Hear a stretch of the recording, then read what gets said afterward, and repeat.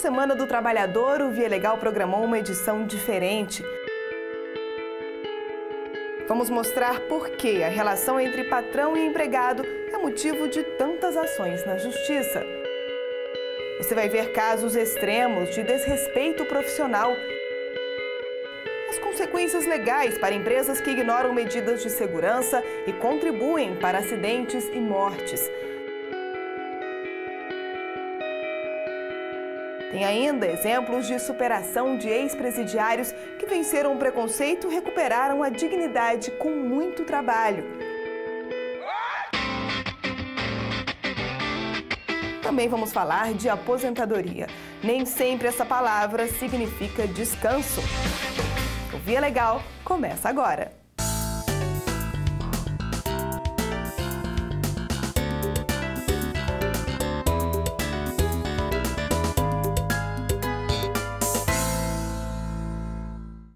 No Brasil, a estimativa é que cerca de 20 mil pessoas trabalhem em condições semelhantes à escravidão. Combater esse crime é um desafio e tanto para quem precisa vencer o abuso de empresários, a precariedade dos sistemas de fiscalização e o silêncio das vítimas. Só no ano passado, 2.700 pessoas foram libertadas de fábricas, carvoarias e lavouras. A prática se repete em todo o país, mas no Nordeste os casos são mais frequentes em grandes engenhos, como comprovou Juliano Domingues. Está nos livros de história. No século XVI, os colonizadores portugueses investiram em um modelo econômico que tinha duas características principais: as grandes plantações de cana-de-açúcar e o trabalho escravo. A estrutura agrária, de produção de grandes latifúndios, extensiva, era um tipo de sistema produtivo que pedia a escravidão enquanto sistema de trabalho. Um sistema que se manteve firme e forte no Brasil por quase 400 anos. Em Pernambuco, por exemplo, você vê nas regiões da Zona da Mata a presença escrava até 1887. São 123 anos desde a assinatura da Lei Áurea, mas nem tudo mudou por aqui. As grandes plantações de cana ainda marcam a paisagem do interior de Pernambuco. E não é só isso. Em algumas fazendas, a exploração dos trabalhadores ainda lembra a escravidão. Pode acontecer através de jornada exaustiva, submissão a trabalhos forçados e submissão a condições degradantes de trabalho. É o que a lei chama de submissão a condições análogas à de escravo, um crime previsto no Código Penal brasileiro. Na Zona da Mata de Pernambuco não é difícil encontrar quem ainda é vítima desse tipo de regime de trabalho. Aqui o horário é das 5 da manhã às 11h10, 12h01, não tem horário certo não. E cartão aqui ninguém bate, às vezes assina a carteira, às vezes não assina, entendeu? Às vezes deposita o PIS, não deposita, às vezes tem o 13º, às vezes não tem, e aqui assim. Para se alimentar, tem estrutura para se alimentar? Não, a estrutura é você pegar o seu lanche que você leva, come em qualquer lugar, no campo, sentado, não tem mesa. Não tem banheiro então? Não. Não tem banheiro, não tem mesa, a mesa é o chão mesmo, as mãos, pronto, sentou, está sentado, pronto. Este agricultor com quem conversamos trabalhou no engenho Amorinha, que fica no município de Amaragi. Foi lá, a apenas 100 quilômetros do Recife, que fiscais do Ministério do Trabalho encontraram 35 agricultores em situação semelhante à de escravos. Nós encontramos trabalhadores sem registro, trabalhadores sem alimentação, desrespeito às normas de segurança e saúde do trabalhador, todos trabalhando em péssimas condições de trabalho, o que caracterizou o trabalho degradante. Este procurador da República acompanhou de perto todo o processo de fiscalização. Então, a primeira providência nossa foi acompanhar desde o início a investigação do Ministério do Trabalho. Depois nós oferecemos denúncia e acompanhamos o processo, oferecemos alegações finais. E então obtivemos a condenação. A Justiça Federal aqui em Pernambuco condenou o administrador do engenho por submeter trabalhadores a condições que caracterizavam escravidão. João Gouveia Filho, condenado a uma pena de 7 anos e meio, pode recorrer da decisão em liberdade. Essa condição degradante reconhecida no âmbito criminal, ela é um marco. Ela dá um norte, inclusive, para a fiscalização, para os empregadores se acautelarem, e para a sociedade, de uma forma geral, se apropriar do conceito moderno de escravidão que envolve a condição degradante de trabalho. Para a Federação dos Trabalhadores na Agricultura, o fim da escravidão passa por uma maior fiscalização no campo. Há uma cobrança muito forte do próprio movimento sindical em que os governos pudessem aparelhar melhor as equipes, inclusive, pudesse dar uma condição melhor aos órgãos que têm poder de autuar e de fiscalizar, para que esse tipo de prática possa ir deixando de existir, chegar ao ponto de não se ter mais essa prática no nosso estado. Enquanto isso não acontece, tranquilidade mesmo só para quem tem o próprio pedaço de terra. É o caso de Roberto Soares, que herdou uma pequena lavoura do pai. Aqui eu trabalho para mim. Aqui, se eu não quiser trabalhar hoje, eu não trabalho para ninguém, né?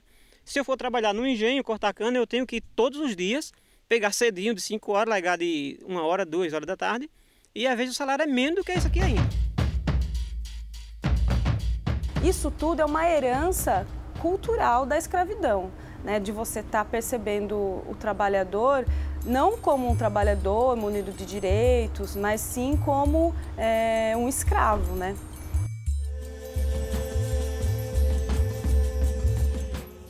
E não é apenas em situações extremas, como essas mostradas na reportagem, que o desrespeito ao trabalhador pode ser caracterizado.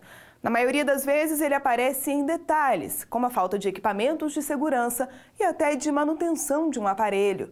Uma negligência que tem custado caro a quem ignora as regras.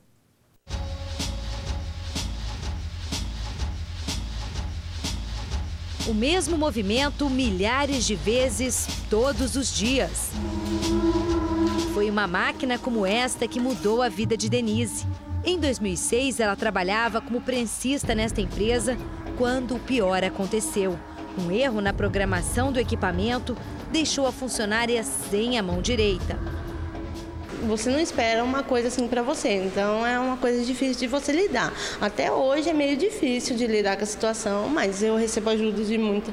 Assim, meu marido me ajuda muito e eu me ajudo, né? E o que aconteceu com Denise está longe de ser uma fatalidade. Dados do governo federal mostram que todos os anos são registrados 700 mil acidentes de trabalho em todo o país. 41 profissionais são afastados todos os dias. As principais causas são invalidez ou morte. Tragédias que consomem 70 bilhões de reais dos cofres públicos. Amputação de dedos, mãos, dependendo do porte da prensa e o corpo inteiro. Nós tivemos um acidente na Volkswagen, por exemplo, que a pessoa apertou o botão de emergência no cavalete, dando a condição de segurança para poder entrar na máquina. E quando ele entrou dentro da máquina, os outros companheiros não viram que ele entrou, acionaram o comando de descida na máquina, ela acionou com ele lá dentro. Fiscais do Ministério do Trabalho verificaram que na época do acidente, várias normas de segurança não eram respeitadas. Por isso, os procuradores decidiram levar o caso à Justiça Federal. Foi proposta a chamada ação regressiva. Esse trabalho de ação regressiva visa responsabilizar as empresas quando elas descumprem normas de segurança do trabalho. Ou seja, verificado que o acidente ocorreu por negligência da empresa, porque a empresa não adotou normas de segurança previstas na legislação, a empresa então é acionada a indenizar o INSS pelo que o INSS gastou com aquele acidente. A empresa foi condenada a devolver à Previdência cerca de R$340 mil gastos com a funcionária que ficou um bom tempo sem poder trabalhar. Uma decisão diferente, mas que está longe de ser exceção. Só em Campinas, no interior de São Paulo, nos últimos 2 anos, foram 33 ações com o mesmo objetivo: ressarcir os cofres públicos. A ideia é que o governo recupere todo o dinheiro gasto com trabalhadores que ficaram parados por causa de acidentes.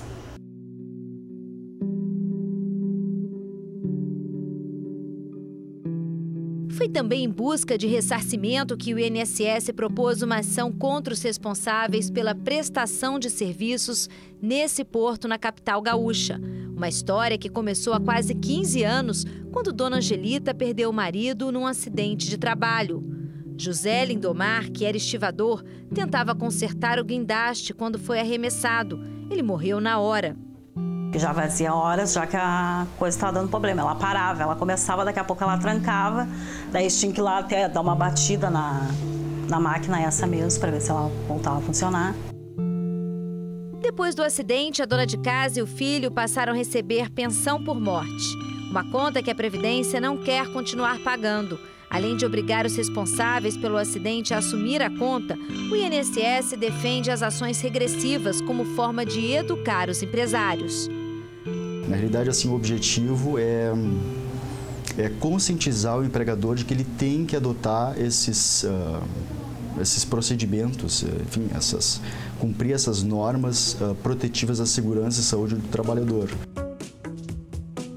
O Sindicato dos Estivadores, um dos réus no processo, nega que seja responsável pela tragédia, mas reconhece que é preciso investir na prevenção para evitar novos acidentes.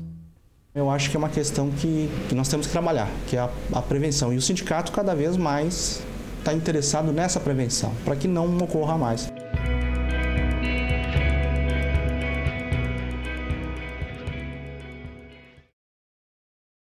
O Via Legal de hoje é especial. Na Semana do Trabalhador, resolvemos mostrar exemplos de situações em que a relação patrão-empregado virou caso de justiça. São conflitos que acontecem tanto na iniciativa privada quanto no serviço público, que hoje emprega cerca de 10 milhões de pessoas. No caso desses profissionais, o descumprimento de regras específicas pode ter consequências que vão além da demissão. R$40 mil. Esse é o valor que uma professora da Universidade Federal do Espírito Santo foi condenada a devolver aos cofres públicos. Uma punição por ter desrespeitado as normas da chamada licença capacitação.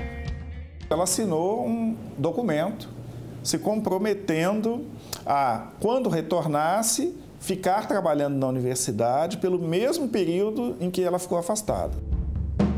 Por lei, todo servidor público pode pedir o afastamento do trabalho para se qualificar. Durante o período de estudo, que pode ser inclusive no exterior, o salário é pago normalmente. Em contrapartida, o profissional tem o dever de repassar o conhecimento adquirido à sociedade. E é fácil entender o porquê. Como isso é um apoio do governo, quer dizer, ele precisa realmente retribuir esse apoio retornando ao país e desempenhando sua função agora num nível melhorado, né, em função dessa qualificação que ele teve. No caso da professora carioca, essa regra foi descumprida e a instituição pediu de volta os salários pagos quando ela não estava trabalhando. A docente não concordou e recorreu à justiça, mas não teve jeito. Nos tribunais, ela foi condenada a não só devolver o dinheiro, mas também a indenizar a universidade. E o que pode acontecer com um professor contratado pela rede pública que, em vez de estar em sala de aula, trabalha na iniciativa privada? Em Uberlândia, no interior de Minas Gerais, um desses casos foi denunciado à justiça. Resultado, o docente perdeu o emprego na Universidade Federal, foi multado e ainda teve que ressarcir a União. Não trabalhou, não compareceu e recebeu regularmente os seus vencimentos como servidor, isso pode caracterizar enriquecimento ilícito. Então, uma das formas de isso ser ressarcido, disso ser resolvido, é exatamente com a devolução aos cofres públicos daquilo que ele recebeu indevidamente. No processo contra o professor, depoimentos de dezenas de alunos prejudicados pela ausência do servidor. Em um único documento, 78 estudantes confirmaram as faltas. Faltas que também são rotina na Universidade de Brasília. Tive uma professora de expressão escrita que faltou os 3 primeiros meses de aula. Ela aparecia raramente e eu então mandava um monitor. Em 8 horas da manhã ela mandava um e-mail: gente, eu já estou doente, eu não posso comparecer. E a aula era às 2 da tarde. Os professores estão entre os funcionários públicos que mais faltam ao trabalho. O controle e as providências variam de universidade para universidade, mas uma regra deve ser seguida por todas. As aulas perdidas devem ser repostas. Desde muito cedo, a gente aprende que trabalho dignifica o homem. Essa afirmação tem um peso ainda maior quando o homem em questão é um ex-presidiário. Há 2 anos, nós contamos aqui a história de pessoas que precisaram vencer o preconceito para recomeçar a vida. A primeira vez que foi pego pela polícia, Paulo ainda era menor de idade. As amizades vai indo, a gente querendo achar uma facilidade, vai furtar. sem pensar no futuro, mas só pensa no presente, né? Naquele momento, aí quando a gente vai ver, a situação da gente se torna dessa maneira. Quando completou 25 anos, ele já havia acumulado 5 condenações, todas por furto. Saindo da residência lá com os produtos furtados, as pessoas viram e já abordaram, já pegaram, chamaram a polícia. Outra vez também, novamente, furtei o objeto, saindo fora de casa, aí fora da casa da pessoa lá, da vítima, aí os vizinhos viu, correu, prendeu. Só quando se tornou pai, Paulo decidiu que não voltaria a roubar. O meu filho tinha nascido e eu queria poder dar para ele umas coisas que não fosse de dinheiro sujo, dinheiro roubado. Para abandonar de vez o mundo do crime, ele sabia que precisava trabalhar. Como não tinha qualificação, investiu em cursos. Aprendeu informática, vigilância, encadernação. Ele também se tornou brigadista e socorrista.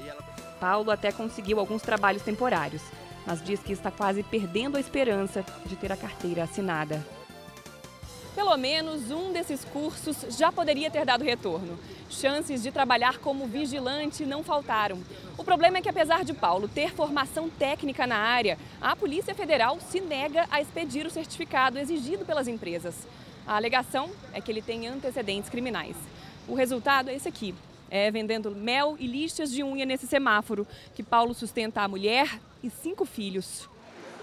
Hoje eu moro de aluguel, né? Por não poder estar trabalhando, não poder trabalhar no que eu quero, né? Sendo que eu fui qualificado para isso.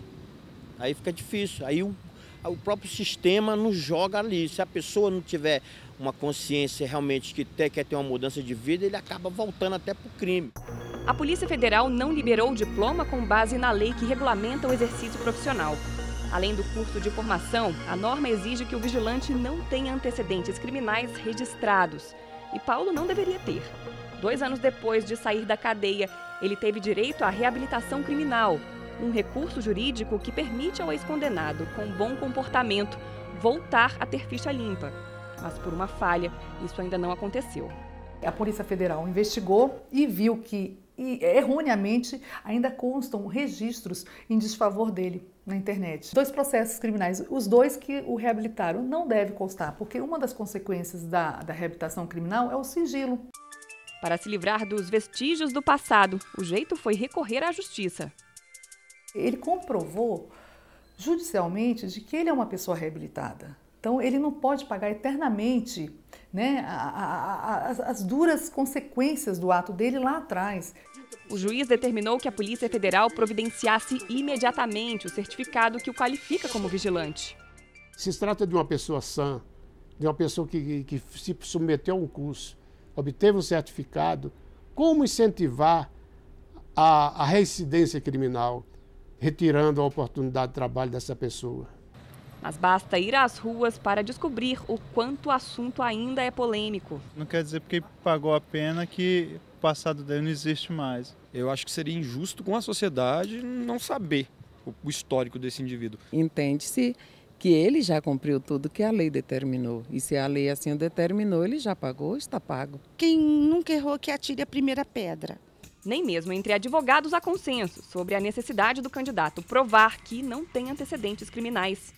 Esse pedido de certidão de antecedentes criminais realmente se revela com um cunho discriminatório, até porque muitas pessoas dispensam sem qualquer justificativa apenas por ter aquela certidão e achar ou entender que aquilo pode acontecer novamente com ele. Você vai ter uma pessoa, uma empresa que presta esse tipo de serviço, né, na residência da pessoa, é alguém que vai estar na casa, né, do cliente, contato com bens, com pessoas, né?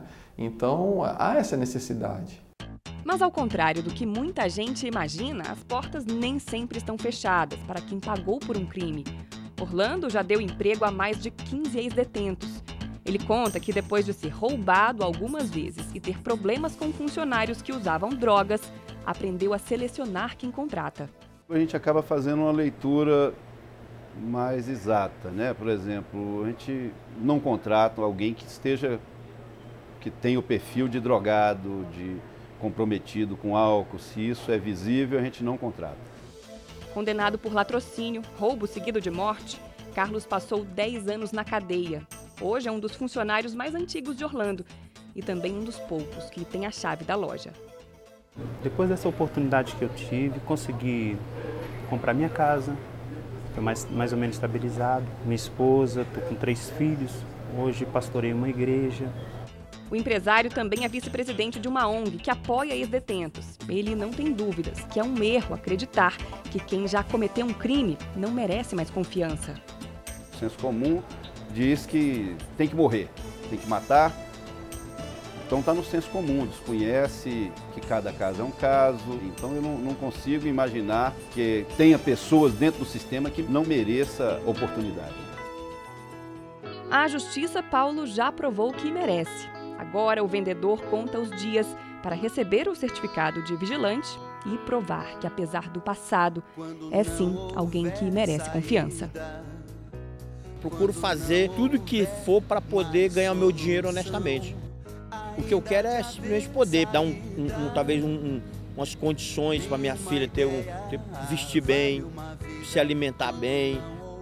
Viver em paz, tranquilo, dignidade, andar com a cabeça levantada, né, sem acusações, porque o passado ficou para trás, não interessa a ninguém, né?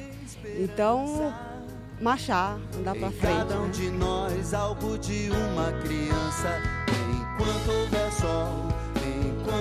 sol, ainda haverá. Enquanto houver sol. Na teoria, as preocupações de um trabalhador deveriam acabar quando chega a hora da aposentadoria. Mas a gente sabe que isso nem sempre acontece. Basta considerar a quantidade de processos denunciando irregularidades e pedindo a revisão desse benefício. A insatisfação é tanta que, nos últimos anos, muita gente passou a brigar até para se desaposentar. É cada vez maior o número de trabalhadores que até se aposentam, mas não querem ou não podem pensar em descanso. Com Dona Maria foi assim. Ela passou 7 anos a mais na empresa. Quando finalmente decidiu parar, soube que podia abrir mão do primeiro benefício para conseguir um outro, um pouco melhor. Vai me ajudar muito, de qualquer maneira, nem que seja para comprar uma caixa de remédio, que é mais de R$100, não é verdade? Mas não foi fácil conseguir a desaposentação. Como a possibilidade não está prevista em lei, o pedido foi negado pelo INSS. Para o Instituto, admitir essa mudança significa alterar as bases do sistema previdenciário nacional. No caso de Dona Maria, o jeito foi brigar na Justiça. Ela ajuizou o processo trabalhista no ano de 2004. Depois que teve a decisão favorável, ela reclamou essa complementação de verbas salariais na Justiça Federal, com a finalidade de melhorar a aposentadoria. Em todo o país, pedidos semelhantes chegam diariamente à Justiça. A demanda é tanta que o tema foi parar no Supremo Tribunal Federal, onde aguarda a decisão definitiva. Outro assunto que tem levado milhares de brasileiros a enfrentar o INSS nos tribunais é o chamado fator previdenciário. Desde 1999, o governo usa um instrumento para ajustar as contas da Previdência. A reclamação é que, na prática, a medida quase sempre significa uma aposentadoria menor. É drástico, né? Porque você está acostumado com um certo valor mensal, uma renda mensal, aí você presume que você, depois de se aposentar, você vai conseguir manter, né? Aí você vê que é reduzido, é muito drástico o negócio. O valor fica menor porque o governo aplica uma fórmula que leva em consideração a idade do segurado, o tempo de contribuição e a expectativa de vida. Há pelo menos uma década, o Congresso discute projetos de lei que pedem o fim da correção. Enquanto a legislação não muda, quem está insatisfeito só tem uma alternativa: recorrer à Justiça. A aposentadoria você paga sobre um determinado valor, depois quando você vai se aposentar, você ganha bem menos do que você contribuiu. Uma conta injusta. É mais ou menos assim, culpado de quem começou a trabalhar cedo e contribuir cedo. Recorrer à Justiça também tem sido o caminho escolhido por profissionais que passam anos trabalhando e contribuindo em dobro, mas que recebem apenas uma aposentadoria. Uma enfermeira do Rio de Janeiro não se conformou. E olha que ela foi acusada de acumular 2 empregos de forma indevida. Um absurdo no entendimento da Justiça. Ao longo desse tempo, questionar acerca da compatibilidade dessa carga horária parece absolutamente desnecessário, porque, afinal de contas, ela passou 28 anos trabalhando nos dois e, efetivamente, esse largo espaço de tempo só tem a demonstrar que a compatibilidade, em princípio, ela teria sido eficaz. Com a decisão, a enfermeira se aposentou pela Prefeitura do Rio e também pelo governo federal. É bom lembrar que a legislação só permite que o servidor público acumule 2 cargos se a atividade exercida for nas áreas de educação e saúde. Mesmo assim, é preciso que haja compatibilidade de horário. Cristina, que é enfermeira há quase 30 anos, conhece bem essa rotina. Eu trabalho em 2 locais em turnos de plantões. São plantões de aproximadamente 12 horas, onde eu estou 1 ou 2 vezes, ou até 3 na semana em um local e os demais na outra.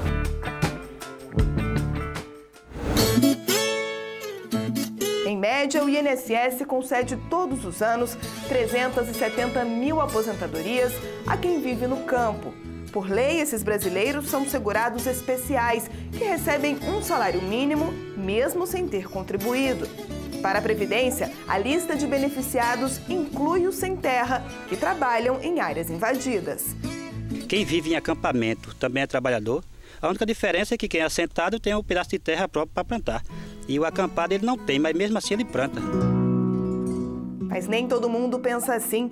Em Pernambuco, a situação incomodou tanto que o Ministério Público resolveu pedir na Justiça a suspensão do benefício para essas pessoas. O ordenamento jurídico seria um tanto quanto esquizofrênico, porque há um tempo em que puniria essa atitude, essa conduta, ele premiaria de outro lado, né, ao permitir que essas pessoas, durante o período da invasão, tivessem esse período computado para efeito de aposentadoria rural. O assunto continua sendo discutido nos tribunais, mas, por enquanto, vale o que foi decidido no primeiro julgamento.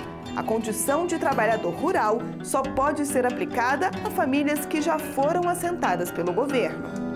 O assentado ele ocupa uma área rural já destinada especificamente à reforma agrária e que, portanto, já está regular perante o INCRA e é uma ocupação legítima e uma ocupação que tem o apoio do Estado à medida em que há essa implantação do assentamento.